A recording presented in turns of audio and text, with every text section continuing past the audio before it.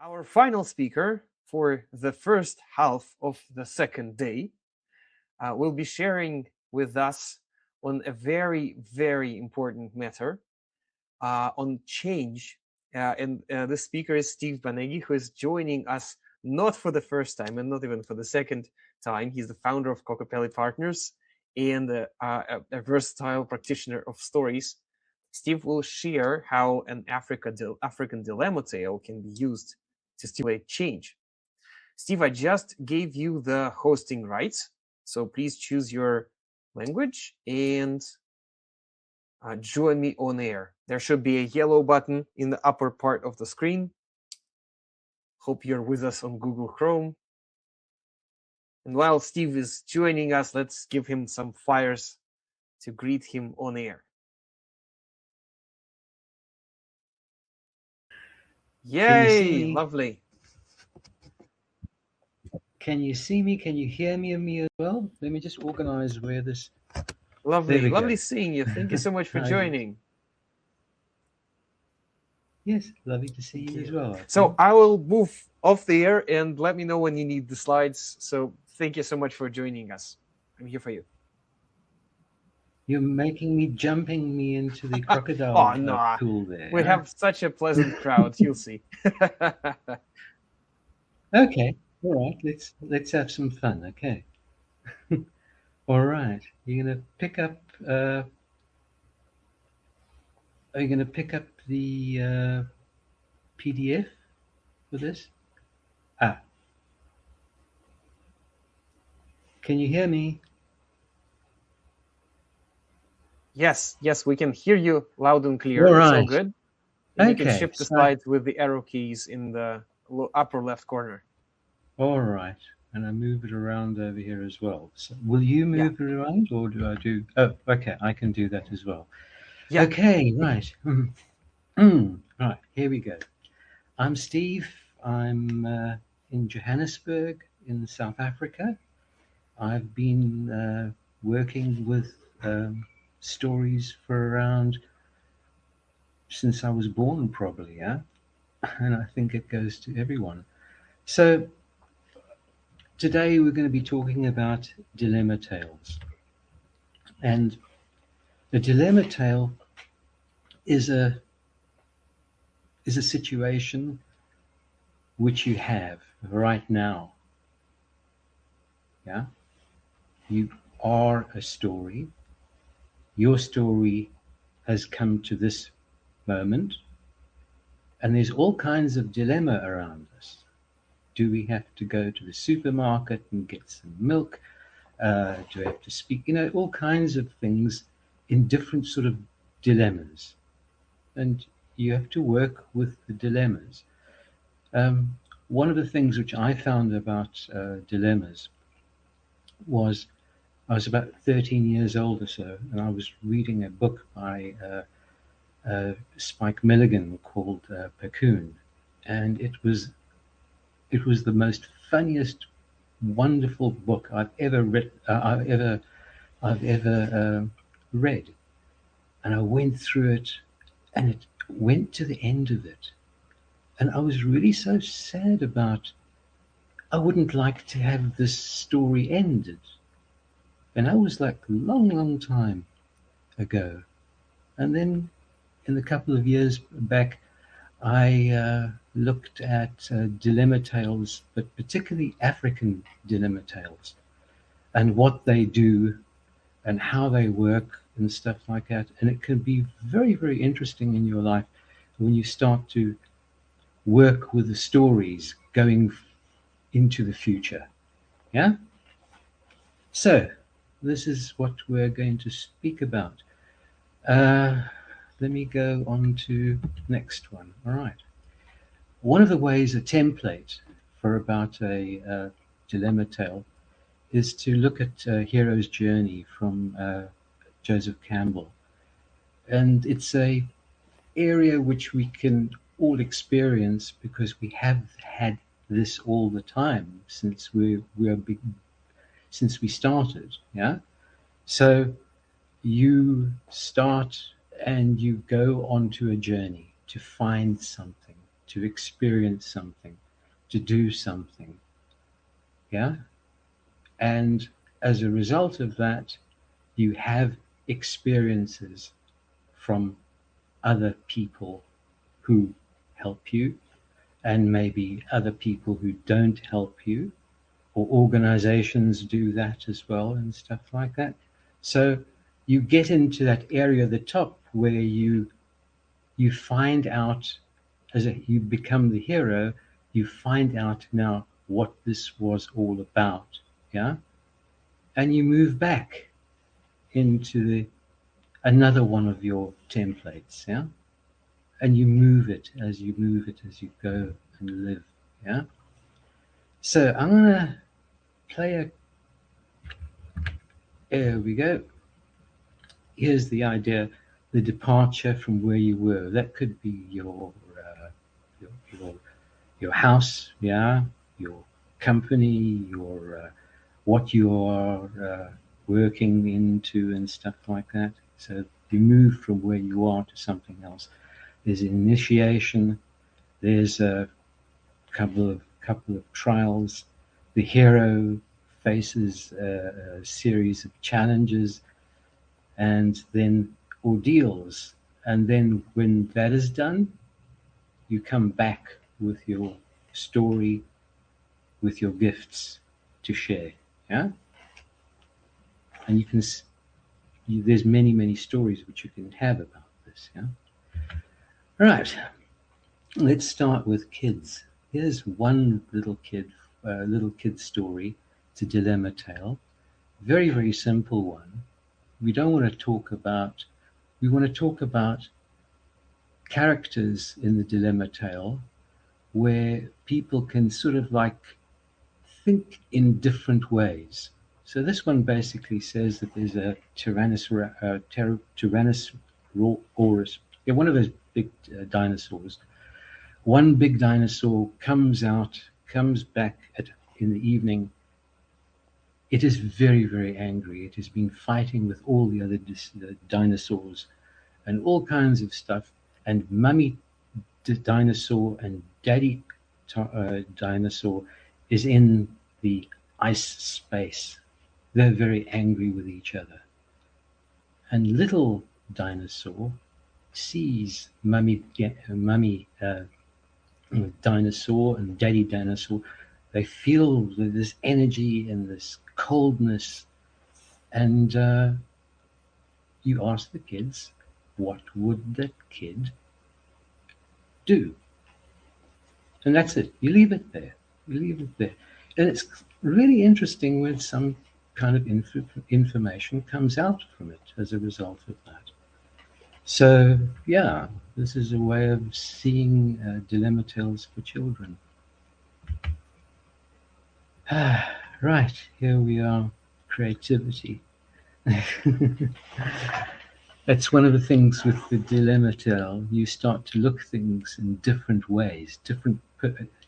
If you think about the organization in which you're working, you see it as an organization. But when you start to give it another name, like this could be a crazy DJ place. This is not the way which you talk about it in a different way, that becomes the narrative, yeah? Going into the future about how you see the world using the words. Now start with this, okay? I'm starting with, there is the word. The word, yeah, comes from my throat, my brain, my organizational system and stuff like that. Information comes. That information has got data, yeah? And that data comes together with a space which is relevant and irrelevant, yeah? And then everyone now starts to see that word, and I bet you that everyone sees it kind of in a different way. But now I bring other stories, yeah?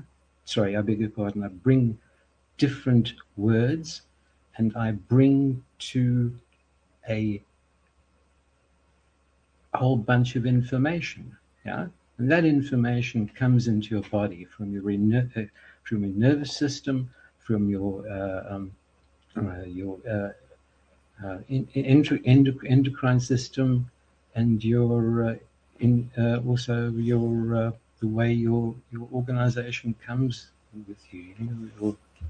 So these aspects of you come from the words which are used, and those words come back, and it becomes big, and it's a story. Yeah. And now we're going to get to a story of what's going to happen now. And this is an African story. This is called Umbogo's story. Yeah. And you might have seen this story have been heard. Okay. But I'll start with I've got some props over here. Okay. So I'll start with the Umbogo story. Once there was a man, Umbogo, who lived in a small little place near the cottage, near the forest, and his work was he was a hunter, and Umbogo would go to find the place where he would bring something home for supper. And it really didn't go very well for him, because every time he would go into the forest to go and see where his traps were, he would come back with nothing. And the other people inside that village in which they lived, they would always see him walking home not happy, because he didn't bring anything at home. So they laughed at him. Umbogo, he's a hunter. He never hunts anything. He's silly, he's stupid, and everyone laughs at him. He goes home. His wife is very angry. The kids are unhappy because there's nothing to eat. So that night, Umbogo goes to bed, and he thinks, I have got to do something very different now, because what I've been doing is very, very sad, and I've got to do something else. But tomorrow I'm going to go out into the forest, far into it, and I'm sure that I'll find something and I'll bring it back. He went early in the morning across the forest, through the traps. He didn't see another trap, another trap, another trap. And he thought he was going to go, nothing will happen today. Maybe I should actually go and, I'll go to the last one. He went to the very, very last trap he had. And he thought, when he looked in the distance, in that trap, there was something very unusual there. It looked like colors in the sun. He was looking at that, and he looked and found that is a huge python. I've never seen anything like that before, and he's in my trap. I'm going to have supper tonight. So he grabbed his knife. He's a hunter. He's got a knife, got to do this kind of stuff. He goes right up to the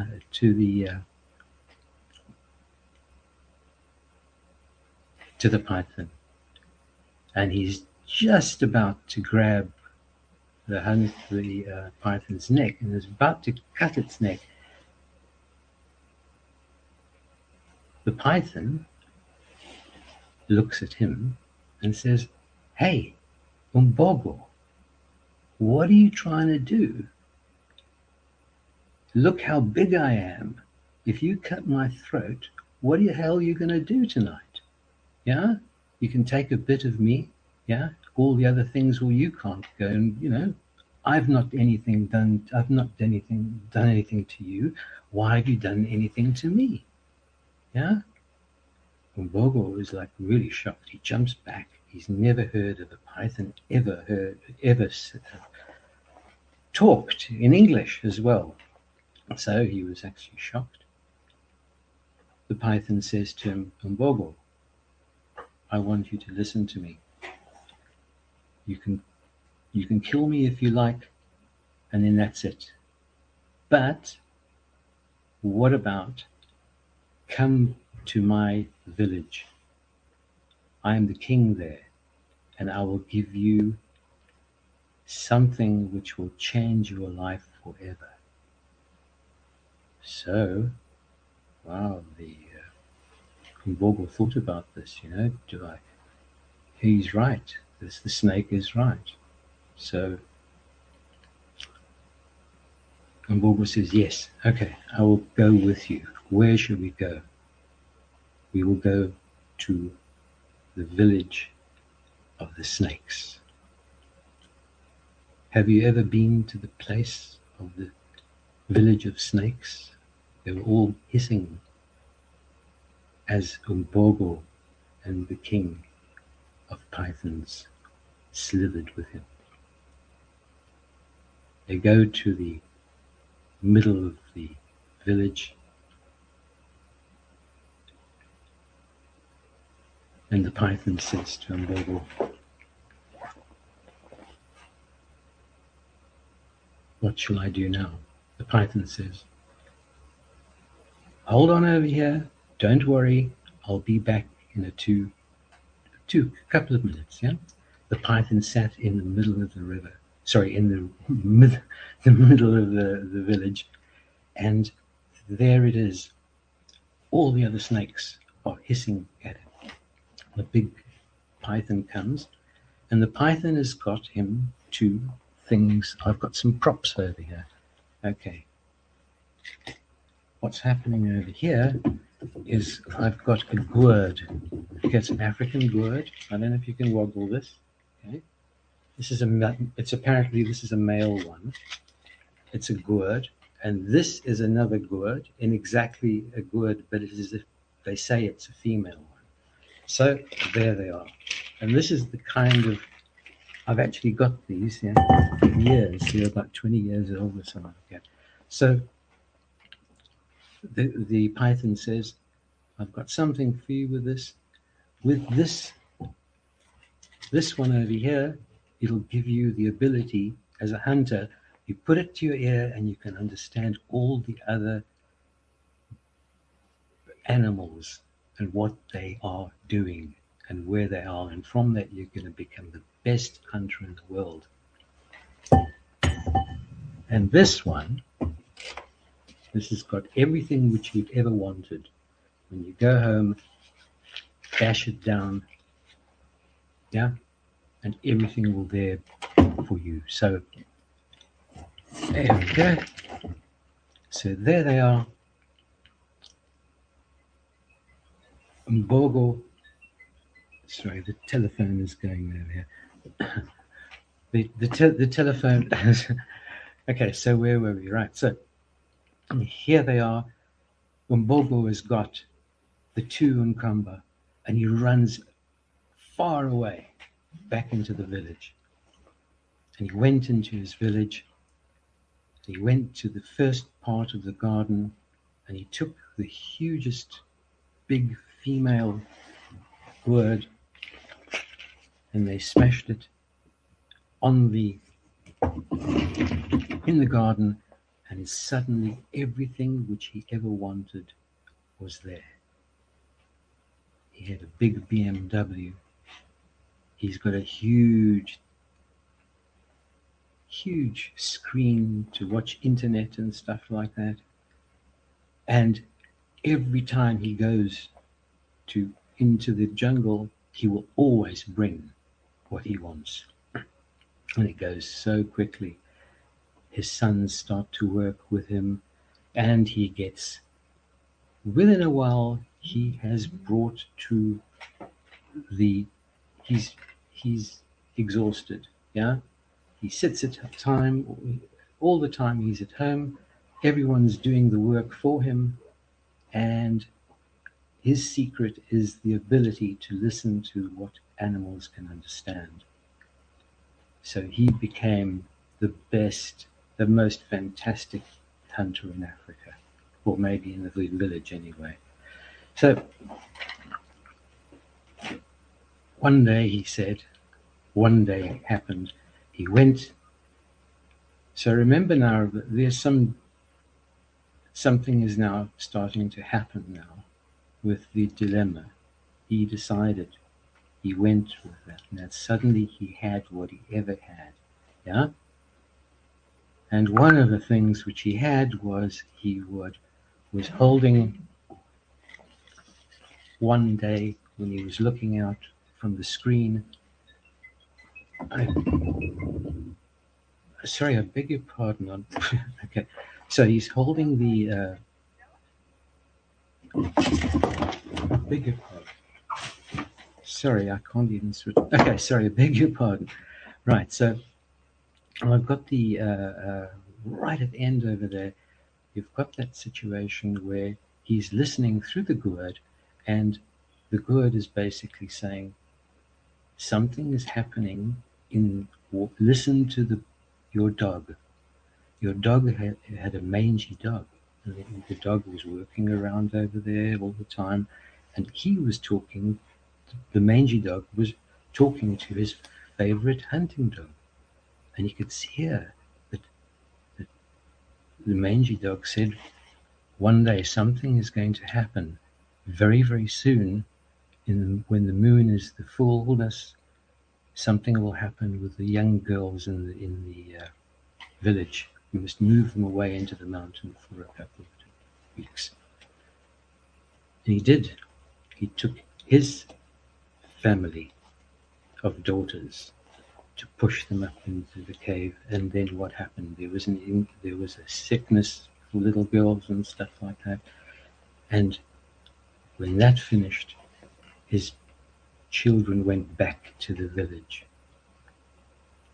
So he'd heard that, and now he was listening every time. The dog, the mangy dog, what will they say? They listen to it. Now you've got the situation that something else is going to happen, something bad is going to happen. And he tells everyone from his family, go in the other part of the world, because something is going to happen into this village. And in fact it did. Yeah, it was the crocodiles who came. They came back. Yeah, and now everything is fine. And now that's a dilemma. What all of this is created. Yeah, and then finally that situation of one day Mbogo is listening, using the listening to the dog, and the dog is saying to us, "Wow, that is an amazing situation, because by 12 o'clock tomorrow you will not be alive anymore." And now the dilemma for Mbogo is, what do I do next? And that's the dilemma. It goes through all kinds of dilemmas into that situation. But the big one is, are you going tomorrow, or do you not decide it's going to happen? So that's really just an idea of where it comes from. If you see what's happened over there, it's based on a British petroleum company who did this kind of people to get into the drill in the Niger Delta. So this was in the 1960s or something like that, getting people about thinking in different ways, yeah, and getting them to get them the things which they do and want to do. So some of the ideas over here. I don't have any feedback over here. Wait a second. Oh my goodness. Okay. Now I could see it. Right. Engaging hearts and minds through story. The engine of organizational change. Now I'm looking at organizational change in relationship to the story of Umbobo. Yeah. So with that, you've got your activated engagement multiplied by story and multimedia deployment, and you need to have the audience of that. Yeah. We talk about the successless hunter when we started. The successless hunter. Yeah, he had a problem over there. Yeah, and he started to do things in a different way. Yeah. And you can look at it from the point of view as when he saw the big python, he could have killed it, and then that would have good night's sleep and tomorrow, but he'd have to carry on. But he decided to do something else. And he took this could be a problem for him. Yeah? So the deployment of new assets. You've got the ability now of the Ukamba and the listening Ukamba. It becomes a kind of information system which he uses, but he doesn't tell anyone else of what they do. Yeah, and he becomes wealthy. Yeah, and he understands that by listening the story, yeah, you create something for himself and doesn't tell anyone else. Yeah, he's just got a big black BMW. Yeah, right. The complacent manager, that situation where now he's no longer a manager. Everyone is doing the work which he's doing. He's just watching the TV, and he's got a big stomach. And you've got this agile risk management system. You can look at the whole thing. You can see that in an organization. Predictive crisis cycle, and that's the cycle. The crises are there. The legacy crises. Okay, and that's where we start of the legacy crisis, which happens in every big organization and sometimes, in other situations as well. Legacy crisis, by midday tomorrow, you're gone. What do you do from now and then? And we did this in workshops, and we actually got them to get them to take basically said, you go this side of the room, and the other side, who wants to know, who doesn't want to know, and then have a talk about it. It's interesting, these kind of things. And where we are, okay. And then the strategic strategy translation, leadership cycle, going over the top over there. I don't know if you can see that. Diagnosis your organizational state. Yeah. And I think it's finished now. Is it? Hello.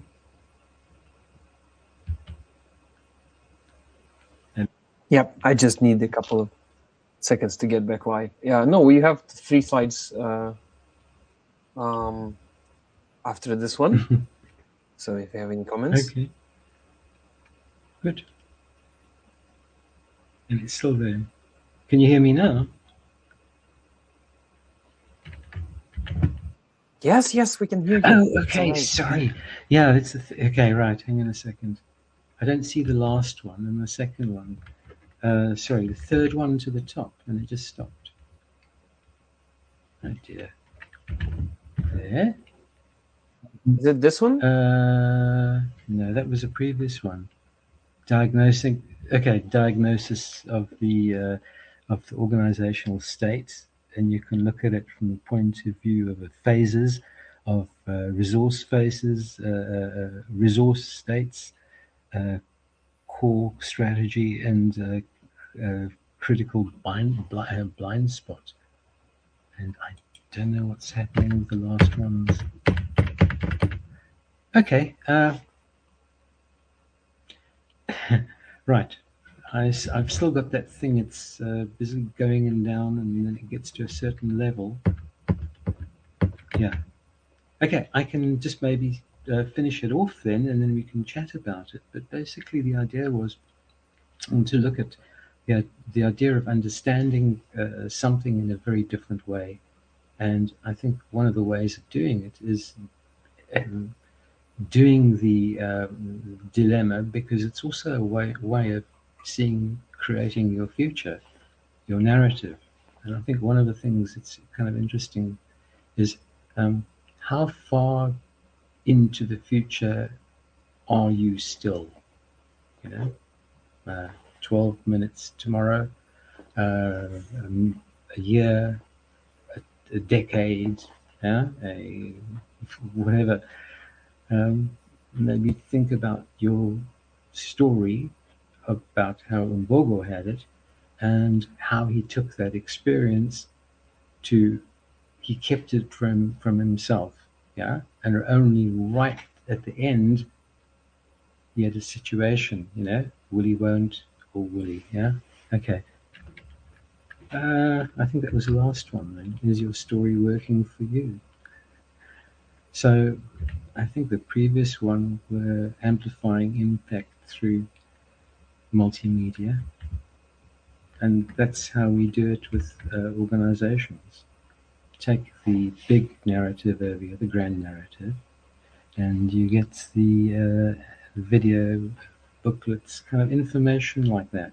Because what you're doing is you, in an organization, you're advertising its own vibe of who we are, who we came from, and what we want to create in the future, and have fun in it, and starts to become the narrative, and you do it through advertising, like everything else.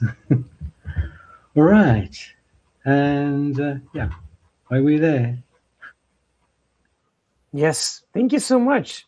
That was lovely and so easy to follow pace, like very soft. Exactly what we need for the end of the first half of the day. Oh, And we have a couple of sure. questions. Yeah. So Anastasia is asking, please tell us more details about how you assess the results regarding the information about death in the company.